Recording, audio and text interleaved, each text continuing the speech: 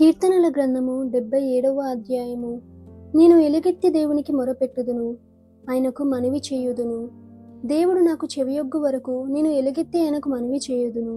నా ఆపత్కాలమందు నేను ప్రభువును వెతికి తిని, రాత్రివేళ నా చేయి వెనుకకు తీయకుండా చాపబడి ఉన్నది. నా ప్రాణము ఓదార్పు పొందనొల్లకయున్నది.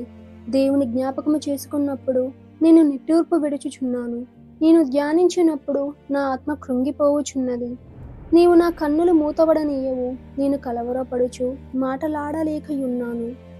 తొల్లిటి దినములను, పూర్వకాల సంవత్సరములను నేను మనసునకు తెచ్చుకొందును. నేను పాడిన పాట రాత్రియందు జ్ఞాపకము చేసుకొందును, హృదయమున ధ్యానించుకొందును. దేవా, నా ఆత్మ నీ తీర్పు మార్గము శ్రద్ధగా వెదికెను. ప్రభువు నిత్యము విడనాడునా? ఆయన ఇంకెన్నడూ కటాక్షింపడా?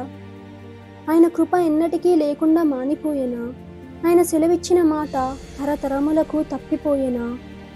దేవుడు కటాక్షింప మానేనా? అందుకు నేను ఇలాగ అనుకొనిచున్నాను. మహోన్నతుని దక్షిణాహస్తము మార్పు నొందెననుకొనుటకు నాకు కలిగిన శ్రమయే కారణము. యెహోవా చేసిన కార్యములను, పూర్వము జరిగిన నీ ఆశ్చర్య కార్యములను నేను మనసునకు తెచ్చుకొందును. నీ కార్యమంతయో నేను ధ్యానించుకొందును. నీ క్రియలను నేను ధ్యానించుకొందును. దేవా, నీ మార్గము పరిశుద్ధమైనది. దేవుని వంటి మహాదేవుడు ఎక్కడ ఉన్నాడు? ఆశ్చర్య క్రియలను జరిగించే దేవుడవు నీవే.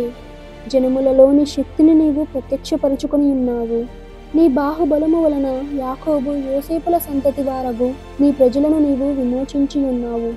దేవా, జలములు నిన్ను చూచెను. జలములు నిన్ను చూచి దిగులు పడెను. అగాధ జలములు గజగజలాడెను. మేఘరాశులు నీళ్లు దిమ్మరించెను. అంతరిక్షము ఘోషించెను. నీ బాణములు నలుదిక్కలా పారెను. నీ ఇరుముల ధ్వని సుడిగాలిలో మ్రోగెను.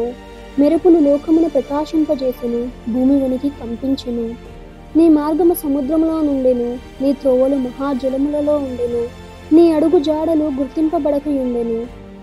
మోషే, అహరోనుల చేత నీ ప్రజలను మందవలే నడిపించితివి.